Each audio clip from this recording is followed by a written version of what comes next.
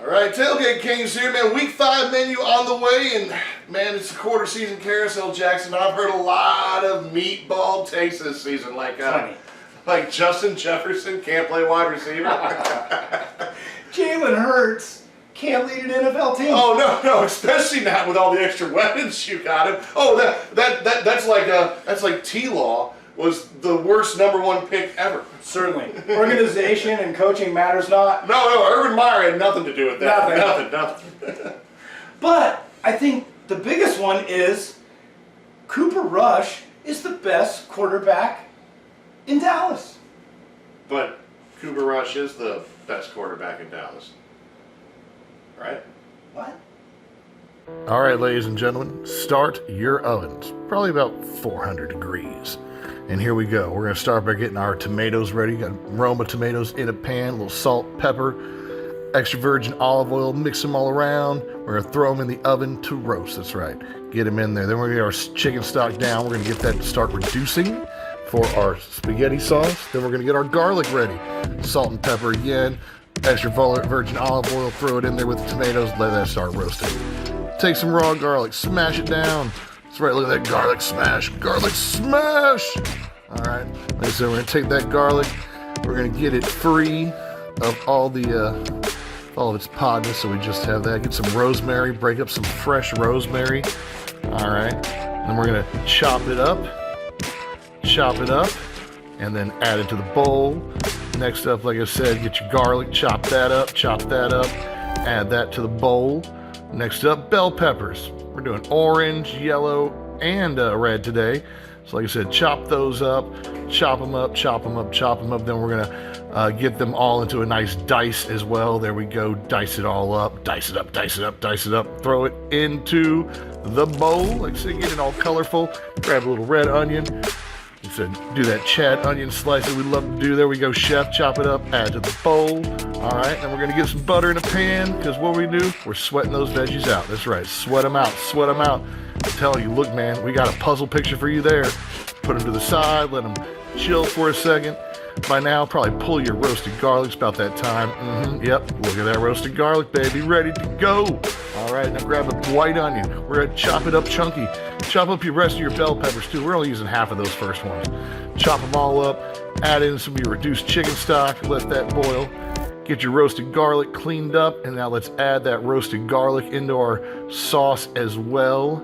All right, check those tomatoes, they're looking good. Pull them out to the side, but look, we're gonna throw that juice in there. That's right, that's Chad's little secret right there, the extra special love that those roasted tomato juice gives the sauce. Oh, get ready. All right, now our base for our meatballs, eggs, a little bit of Italian sausage, a little bit of ground beef.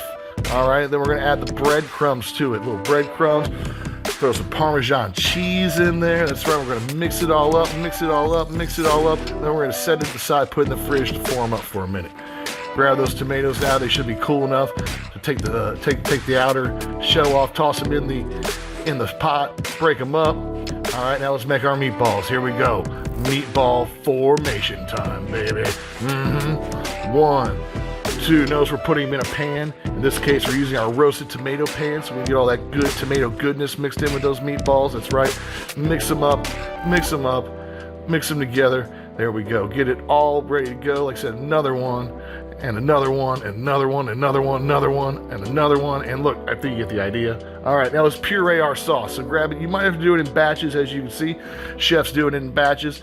Pureeing it together. Like I said, you might need another container to put the sauce in as you do it in batches. We're gonna throw it here into this bowl. Then we're gonna get a pan ready for our meatballs. But first, we're gonna sear them in a frying pan. So like I said, you should have some oil going.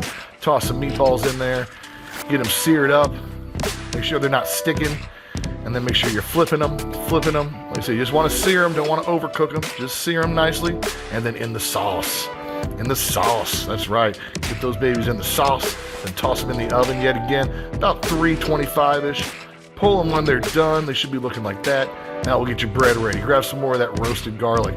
Spread it on the bread. We're gonna wrap the bread up, toss that in the oven, and a couple minutes later, done. Pull it out. That's right, bread's done.